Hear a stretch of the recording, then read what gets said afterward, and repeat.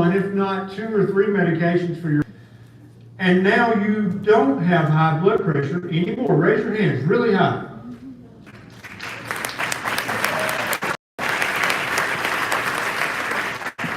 How many of you guys, who used to take 2 medicines, 2 different medicines for your blood? How many took 3 different medicines?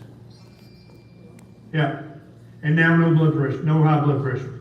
It's gone. How is that possible? How did their doctor not know about this solution? How is that possible? If you go to the American Diabetes Association website, they have hundreds of recipes that were created by registered dietitians. Most of these recipes will spike your blood sugar.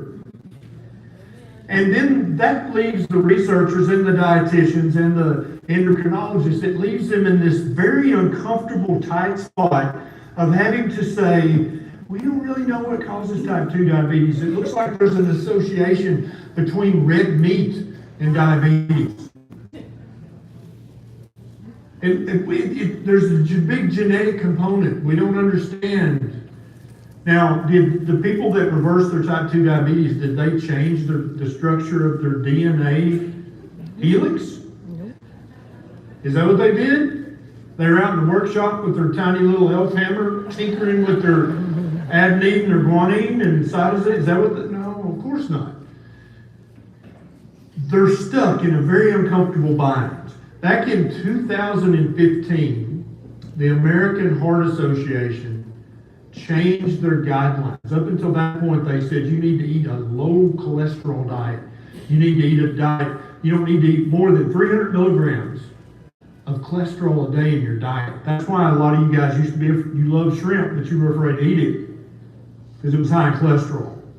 They changed the guidelines in 2015. 9 years ago. Have any of you, your doctors, is there a single person in here who your doctor has said, you can eat all the cholesterol you want, it's irrelevant? Anybody's doctor? How many years does it take to get from the American Heart Association down to your doctor? Why does it take 9 years? Why is that? Why is it going to take 20 or 25 years for these people who reverse type 2 diabetes? It's going to take 20 or 25 years for the American Diabetes Association to, and they're not going to hold a press conference and tell everybody, oh shit, we got that all messed up. That will not happen that way. They will change their guidelines and they will tell no one. And there might be a couple of press releases in weird, obscure medical journals that nobody reads.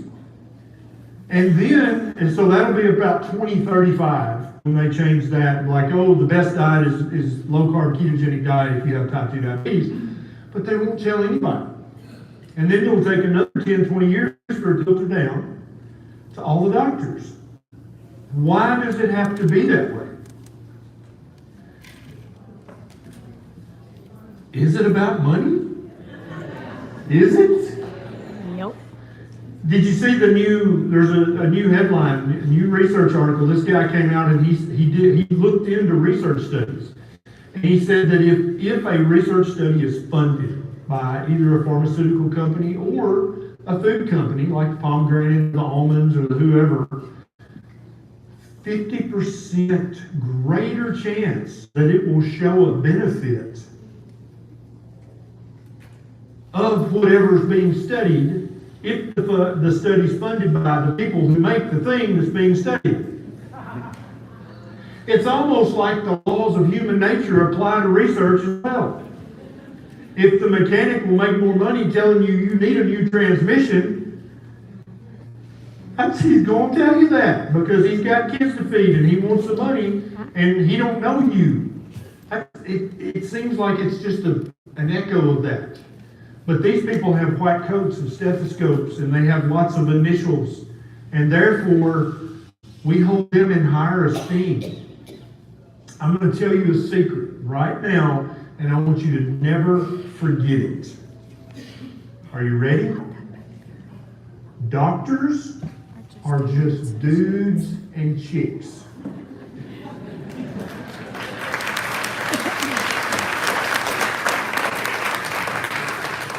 They are not demigods. They're not saints. They may be better students than you, but they are not better humans than you. They are susceptible to bribes.